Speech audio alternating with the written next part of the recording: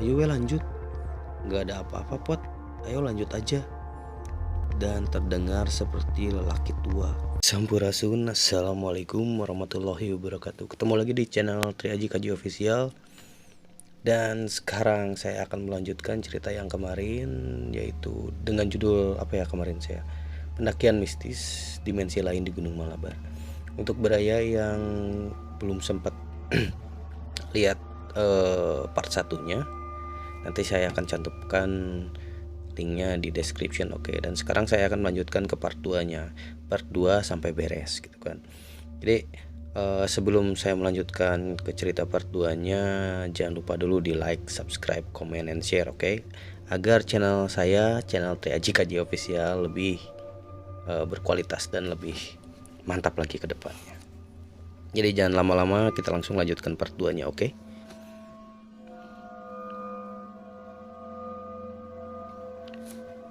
Ayo lanjut pot, ayo lanjut aja pot, sambil sedikit mendorong carrier keypot.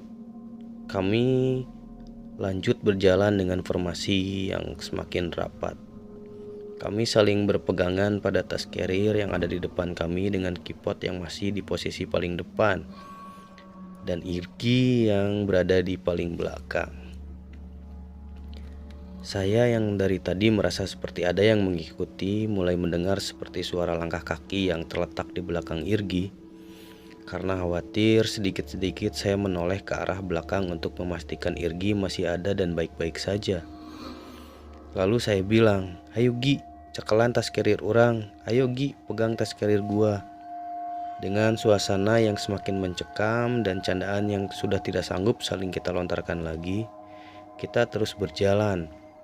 Waktu semakin malam, kala itu jam tangan saya sudah menunjukkan pukul jam 12 lebih dini hari.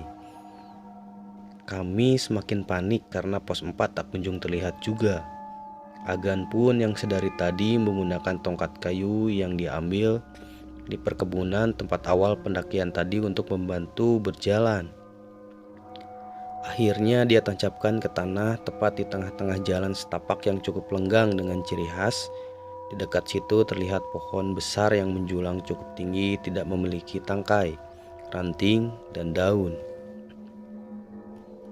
Dia lalu mengikis bagian ujung atas tongkat dan meninggalkan tongkat tersebut. Kami lalu lanjut berjalan menyusuri jalan yang memang dirasa sedari tadi berputar-putar di jalan yang itu-itu aja. Saya mulai berpikir mungkin Agan menancapkan kayu itu bukan tanpa alasan.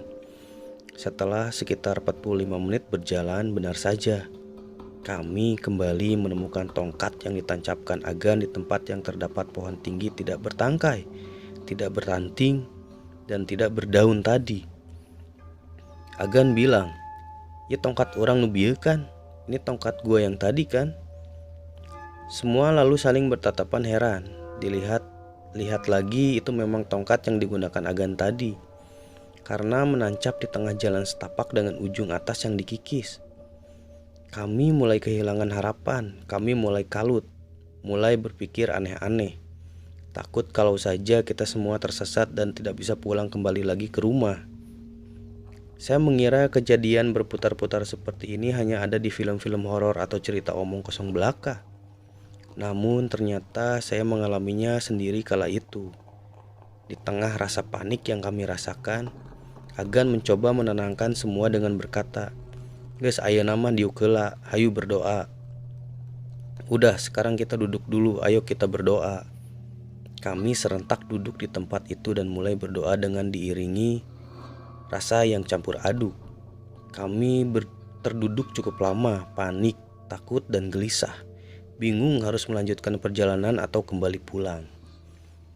Setelah selesai berdoa, kami sedikit berdiskusi dan saya mengingat pelajaran survival yang saya pelajari, bahwa jika tersesat di gunung, cari tempat yang paling tinggi di antara tempat tersebut. Jika ingin menemukan pemukiman, ikuti aliran sungai. Karena tidak ada sungai di sekitaran tempat tersebut, saya pun menyarankan untuk melanjutkan naik, mengingat waktu sudah terlalu larut.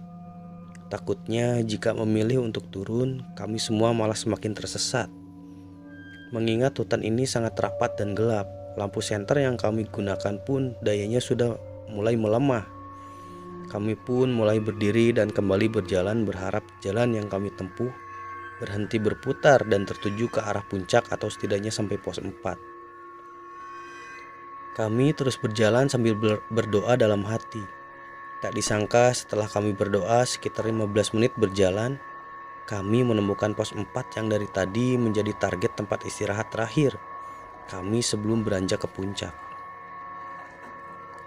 Kami cukup lega karena itu memang pos 4 sungguhan, mengingat akan penuturan Adul, Irgi, dan Ahmad bahwa ada plat besi bertuliskan pos 4 yang terpasang pada pohon besar. Kami pun duduk di sana membuat api unggun dan menaruh tas carrier yang berjam-jam melekat di punggung kami. Irgi, Kipot, dan Ahmad duduk membelakangi pohon yang terpasang plat pos 4 dan Adul. Agan saya duduk berhadapan dengan mereka. Kami terpisahkan oleh api unggun yang berada di tengah. Karena sudah tersesat berjam-jam, kami pun berencana bermalam di pos 4 karena waktu sudah menunjukkan pukul 1 malam, yang mana melenceng 3 jam dari perkiraan estimasi waktu pendakian normal, dan kami semua sudah sangat lelah. Ditambah lagi Irgi bilang dia sudah sangat mengantuk dan tidak sanggup lagi melanjutkan perjalanan. Kami pun memutuskan untuk bermalam di pos ini sampai menunggu pagi hari datang untuk kemudian bisa turun dengan lebih lancar karena lebih mudah untuk bernavigasi darat. Kami lebih memilih untuk lebih dahulu memasak dan membuat kopi daripada mendirikan tenda karena perut kami sudah sangat lapar saat itu. Agan, Adul, dan saya mulai memasak dari logistik yang kami bawa, dan Irgi, Ahmad, dan Kipot masih duduk berjajar sambil merokok dan mulai sedikit-sedikit tertidur. Kami semua sebenarnya sudah mengantuk karena mulai perjalanan yang sangat menguras tenaga dan emosi. Ditambah lagi ini memang sudah waktunya tidur, mengingat waktu sudah lewat tengah malam. Kami mulai bisa mengobrol dan sedikit bercanda-canda karena diawali dengan Irgi yang tertidur sembari duduk dengan kepala yang tertunduk dan rokok yang masih ada di bibirnya dalam keadaan menyala.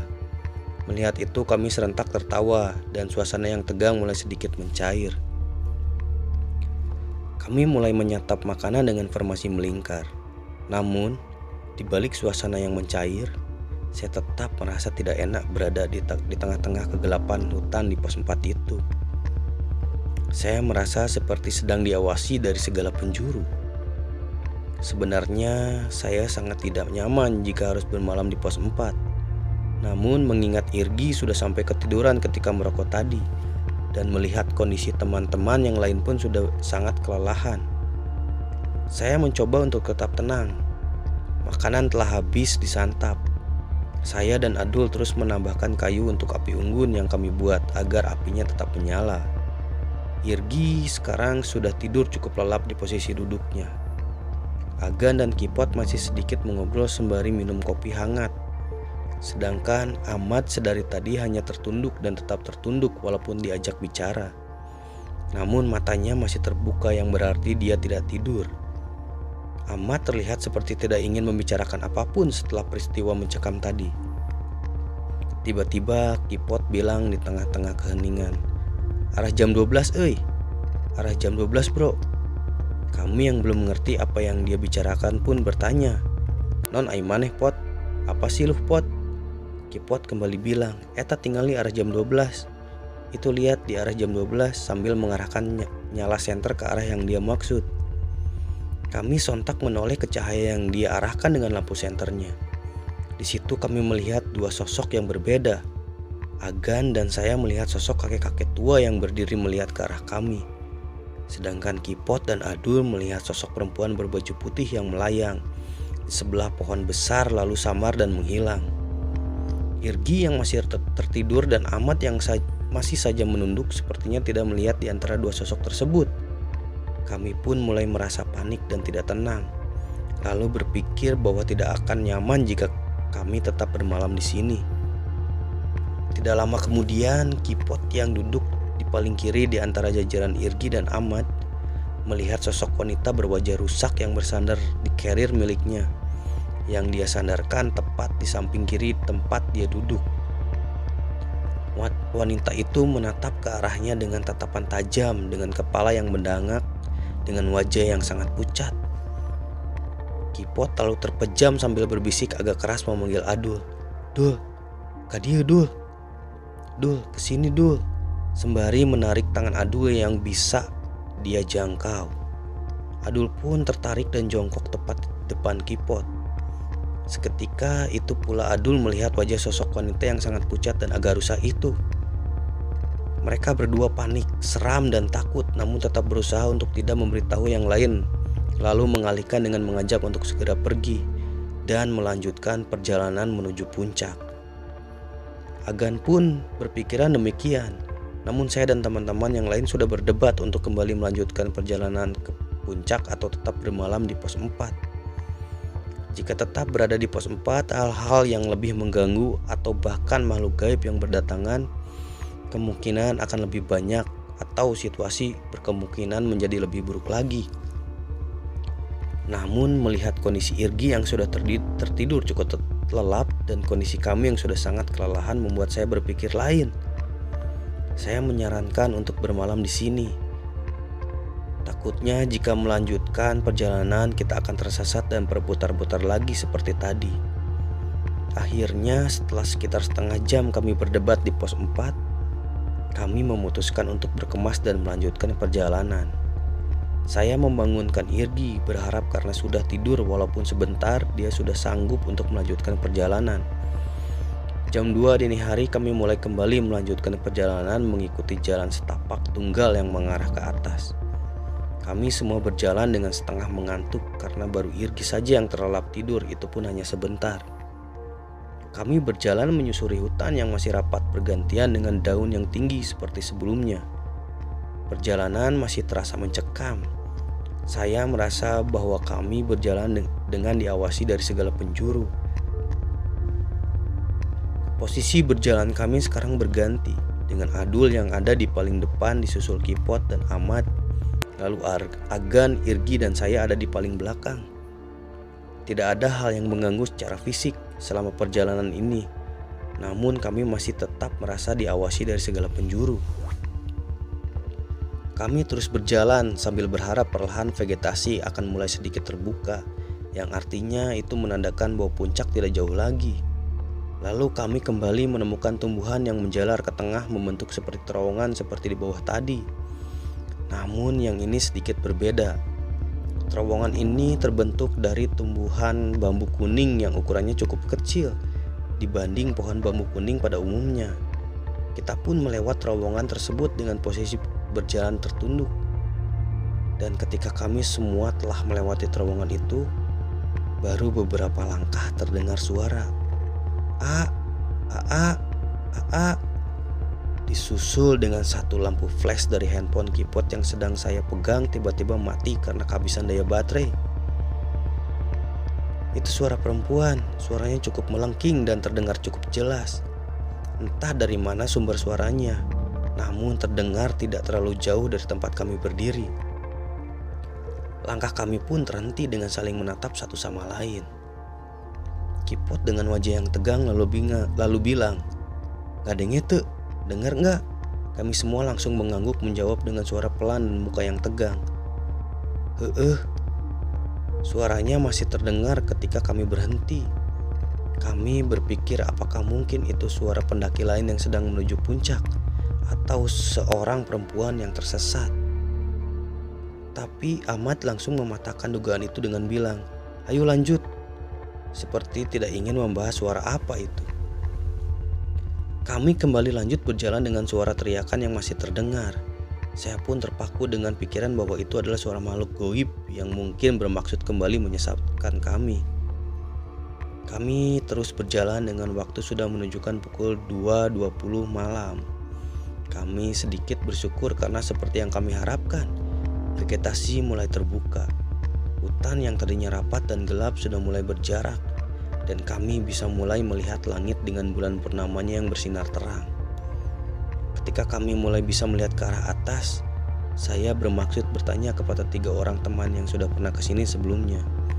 "Jauh keneh tuh euy, masih jauh nggak sih?"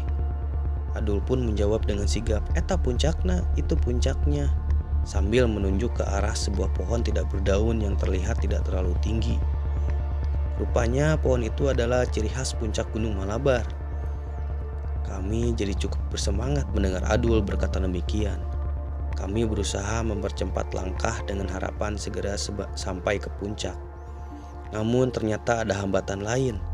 Jalan setapak tunggal yang sedari tadi kita pijaki berujung pada jalan buntu yang terhalang sebuah batu besar dan tumbuhan yang sudah lebat menjalar.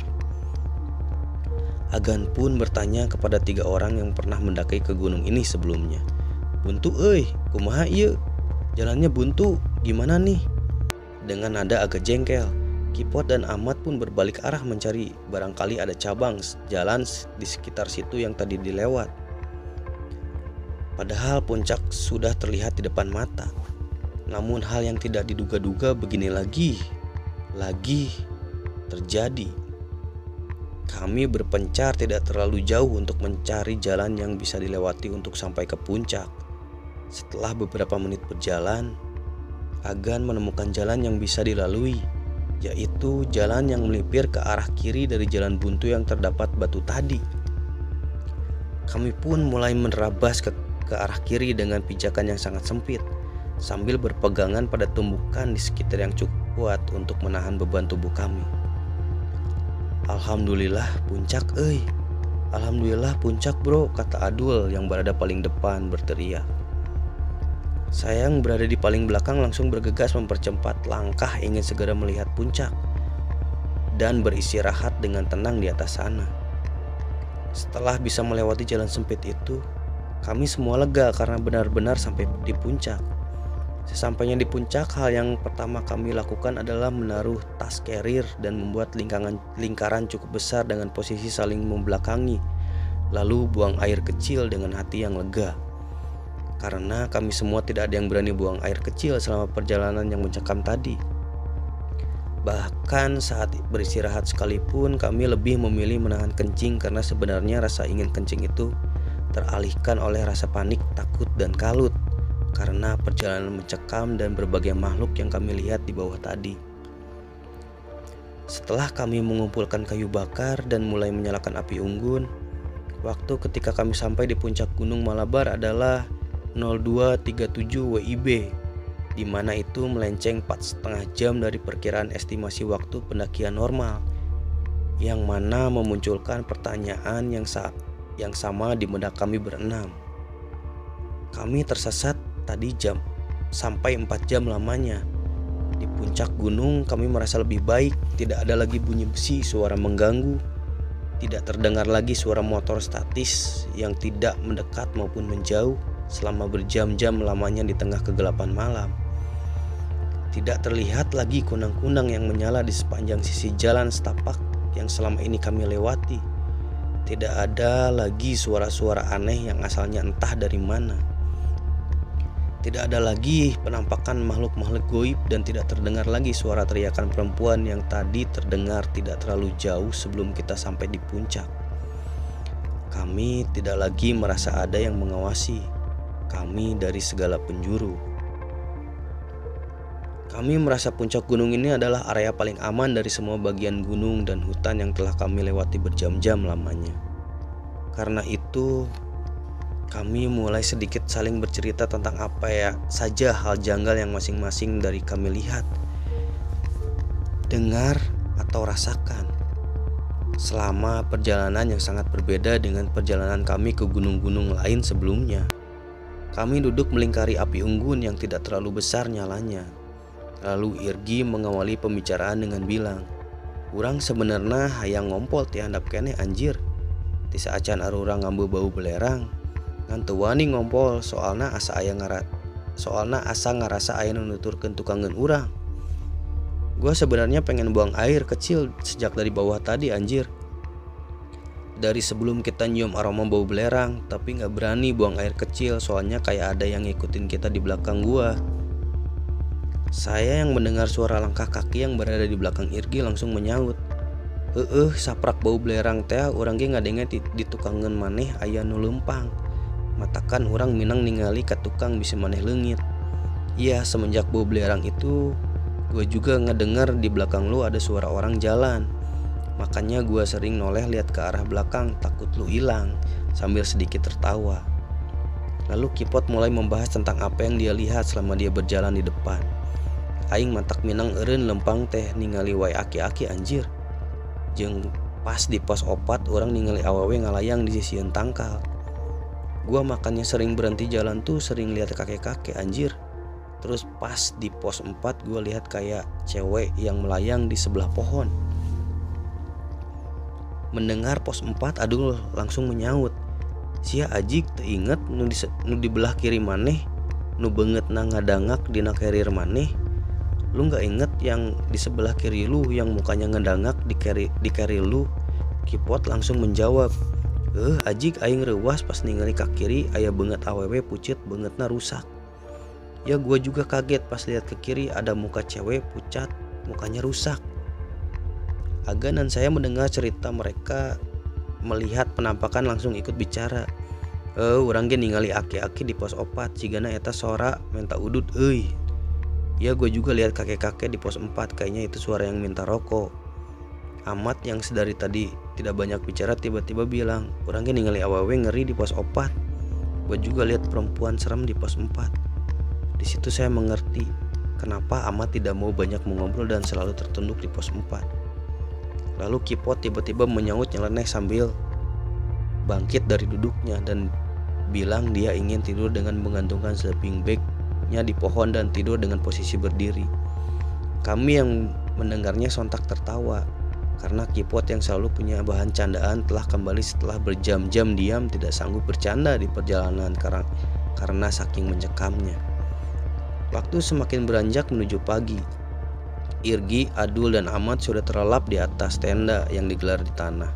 Sedangkan Agan, Kipot, dan saya masih mengobrol sambil merokok di depan api unggun sambil sesekali kekeh membicarakan tersesat kemana kami tadi. Kami bertiga terjaga sampai sekitar jam 5 pagi sambil akhirnya kami pun tertidur di depan api unggun. Hanya tidur 1 jam, Agan dan Kipot kembali terbangun dan membangunkan saya. Namun, saya memilih untuk tetap tidur karena merasa masih sangat mengantuk. Irgi juga terbangun kala itu. Sedangkan Amat dan Adul masih terlelap di atas tenda yang digelar, tidak didirikan. Agan dan Irgi mengambil foto karena saat itu matahari sedang terbit dengan dominasi warna merah yang sangat cantik di ujung timur sana. Sedangkan Kipot sibuk mengurusi perut karena lapar. Pukul 7 pagi saya terbangun dengan 5 teman saya yang sudah terbangun dengan sebagian yang sedang memasang hamok dan sebagian lagi memasak dan mengabadikan momen di puncak Gunung Malabar kala itu. Kami semua kemudian sarapan dan meminum kopi hangat pagi hari itu. Karena tidak ingin terkena terik di perjalanan pulang, kami segera mengemas barang dan mendokumentasikan beberapa gambar sebelum akhirnya berdoa dan mulai berjalan pulang pada hari Jumat pukul 8.45 pagi. Ketika saya hendak mengambil jalan memutar yang semalam kami lalui, karena jalan yang buntu, Amat dan Adul kemudian memanggil dan bilang, "Ya jalan ka dieu, ini ada jalan ke sini." Seraya saya memutar balik dan menuju ke teman-teman yang lain. Kami lalu memilih jalan yang bukan kami lewati semalam. Namun, ketika sampai tepat di jalan buntu semalam, kami semua kaget karena jalan yang semalam kami lihat buntu dan terdapat batu besar adalah jalan setapak yang bisa dilalui untuk sampai ke puncak. Dan jalan ini lenggang, terbuka lebar, tidak ada apapun yang menutupi. Kami cukup kaget karena semalam yang kami lihat dengan jelas adalah jalan buntu yang tertutup oleh batu besar dan tumbuhan lebat yang menjalar. Ditambah lagi jalan ke kiri yang kami lalui semalam adalah jurang yang sangat dalam. Tidak terlihat ada yang bisa dipijak. Namun kami melewati jalan itu dengan lancar semalam untuk dapat sampai ke puncak. Kami melanjutkan perjalanan dengan masih terheran-heran karena pagi hari dan suasana di tengah hutan cukup terang. Tidak terlalu jauh berjalan kami dapat melihat hutan yang rapat dan hampir pada setiap batang pohon berlumut segar yang dalam perjalanan semalam kami tidak dapat melihatnya. Ini membuktikan bahwa kadar oksigen di hutan ini masih sangat melimpah dan segar. Tidak ingin melewatkan pemandangan yang langka dan indah ini, kami mulai mendokumentasikan gambar di sana. Beberapa menit kami berfoto sambil merokok karena meskipun matahari sudah cukup terik, namun hutan yang rapat membuat suhu di sana tetap dingin. Setelah cukup puas mengambil gambar dan menikmati hutan lumut, kami kembali berjalan turun dan tidak terlalu lama kami sudah kembali tiba di pos 4. Kami memutuskan untuk sejenak singgah di pos 4 sembari memakan cemilan sisa logistik yang ada dan menyalakan api unggun. Mengingat suhu masih dingin karena hutan yang rapat sulit tertembus sinar matahari. Waktu pada jam tangan saya menunjukkan pukul 9 tepat kala itu. Di pos 4 kami membicarakan beberapa kejadian mencekam semalam.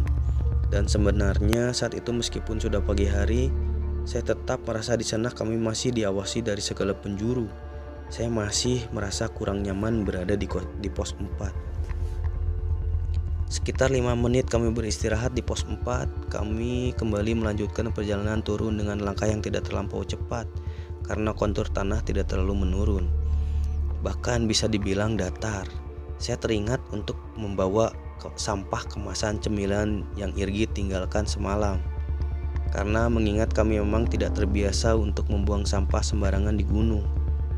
Namun setelah sekitar 15 menit berjalan, kami sudah tiba di tempat vegetasi terbuka di mana kami mencium aroma seperti bau belerang semalam. Kami berenam kaget dan bingung mengingat perjalanan semalam dari batu ini menuju ke pos 4 memakan waktu berjam-jam, 3-4 jam semalam. Namun pagi ini dari pos 4 kami bisa sampai ke batu ini hanya dalam waktu 15 menit. Jika alasannya karena jalan menurun jadi lebih cepat, saya rasa tidak mungkin secepat itu. Mengingat jalan dari pos 4 sampai ke batu ini tidak terlalu menurun, bahkan bisa dibilang datar seperti yang telah saya katakan sebelumnya. Ditambah lagi kami tidak menemukan beberapa tempat seperti tumbuhan seperti membentuk terowongan yang kami sering lewati semalam. Kami juga tidak menemukan tempat berbatu tempat Irgi meninggalkan kemasan bekas cemilan yang awalnya kami kira saat malam itu adalah pos 4. Kami saling tatap karena berasumsi bahwa perjalanan semalam memang sangat aneh. Namun tiba-tiba Kipot kembali berjalan sambil bilang, "Berarti sabeting ada orang tour and travel gratis dak. Berarti semalam kita tour and travel gratis bro." Kami pun jadi tertawa mendengarnya sambil mengikuti Kipot melanjutkan perjalanan turun. Perjalanan turun tidak seperti perjalanan menuju puncak pada malam hari sebelumnya. Kami sangat bersyukur tidak ada hambatan apapun. Kami mulai berjalan dengan cukup cepat seiring jalan yang semakin menurun dibandingkan di sekitaran pos 4 tadi. Kami sudah sampai di perkebunan sekitar jam 10 pagi dan bertemu dengan beberapa orang yang hendak berkebun dan saling sapa. "Timarana Kasep, habis dari mana dek?" Seorang ibu-ibu parubaya bertanya kepada saat kami melewat sebuah bangunan kayu seperti saung di tengah-tengah kebun. Terdapat beberapa orang di sana. Agan pun menjawab, "Di Gunung Malabar bu, dari Gunung Malabar bu." Ibu-ibu tersebut menjawab seperti bapak di masjid kemarin. "Uluh, meniwarantunan ke Malabar. Aduh, berani banget ke Malabar." Namun kami hanya menyaut dengan "Pararunten pak bu." "Permisi pak bu," seraya terus berjalan. Sekitar 15 menit dari situ kami berjalan, kami pun tiba di pemukiman bernama Kampung Cidulang, tempat kami menitipkan kendaraan semalam. Namun sebelum ke tempat menitipkan motor, kami terlebih dahulu singgah di sebuah warung yang terletak tidak terlalu jauh dari tempat penitipan motor. Kami membeli beberapa gorengan, kopi, dan juga rokok, karena logistik kami sudah habis sejak dari pos 4 saat perjalanan turun tadi. Bapak pemilik warung pun menanyakan pertanyaan yang sama yang ditanyakan oleh bapak-bapak di masjid kemarin dan ibu-ibu di kebun tadi. "Timarana ieu teh? Pada dari mana nih?" sambil memberi makan anjing peliharaannya. Saya pun menjawab, "Ieu di puncak Gunung Malabar pak, ini habis dari puncak Gunung Malabar pak." Dia menyaut, "Oh di puncak besarnya? "Oh, dari Puncak Besar ya?" Saya pun menjawab, "Muhun pak." "Iya pak." Agan tanpa ditanya lalu tiba-tiba bilang, "Ieu teh sawengi dilinglungkeun pak. Ini tuh semalam tersesat pak." Bapak itu menyodorkan beberapa gelas kopi yang kami pesan seraya bilang, "Malabar teh sangat keneh. Warga di dia percaya yen di Gunung Malabar teh aya kerajaan goib. Malabar tuh masih angker. Warga di sini percaya bahwa di Gunung Malabar itu ada kerajaan goib." Lalu setelah itu bapak-bapak tersebut juga bercerita bahwa tidak lama ini ada 2 kejadian gantung diri di kaki Gunung Malabar ini. Kami hanya mendengarkan cerita si bapak sambil cukup kaget dan ngeri jika mengingat-ingat perjalanan kami semalam tanpa menjawab apapun. Lalu Irgi yang sudah selesai menghabiskan 1 batang rokok tiba-tiba bilang, "Ayo ah balik, bisi teu kaburu sholat Jumat. Ayo ah pulang, takut gak keburu sholat Jumat." Bapak-bapak pemilik warung tersebut lalu tiba-tiba menoleh dengan wajah yang terlihat heran. Seraya bilang, "Naraek dinten naon emang Jang? Emang kalian naik hari apa?" Saya menjawab, "Dinten Kamis sonten kamari pak, malam Jumat. Hari Kamis sore kemarin pak, malam Jumat." Si bapak lalu bertanya, "Kamari? Nah bareda jomahan. Pan ieu mah dinten Minggon kasep. Tilu dinten tilu wengi.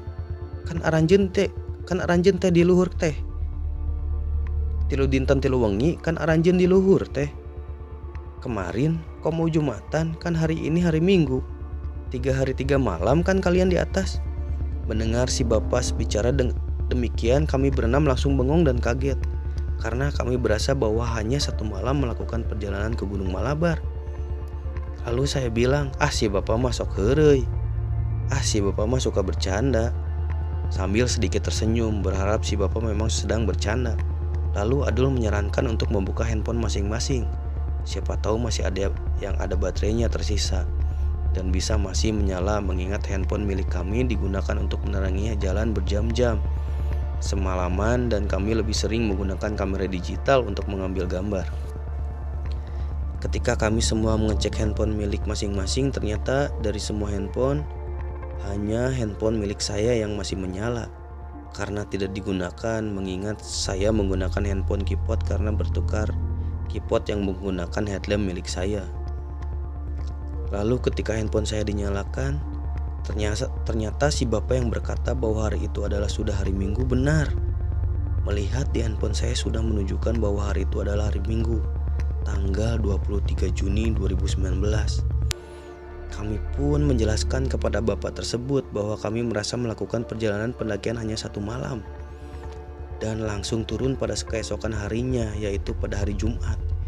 Si bapak yang tidak terlalu menanggapi cerita kami langsung buru-buru menitipkan warungnya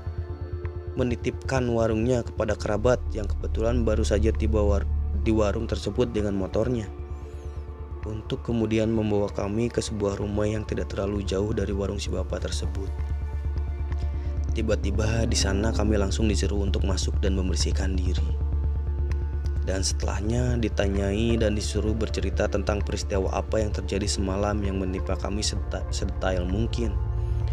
Kemudian pemilik rumah yang bisa dibilang sesepuh atau orang pintar di lingkungan tersebut bilang, "Untung wengi cara lik sareng ngadua, pamih teu mah duka kumaha tah.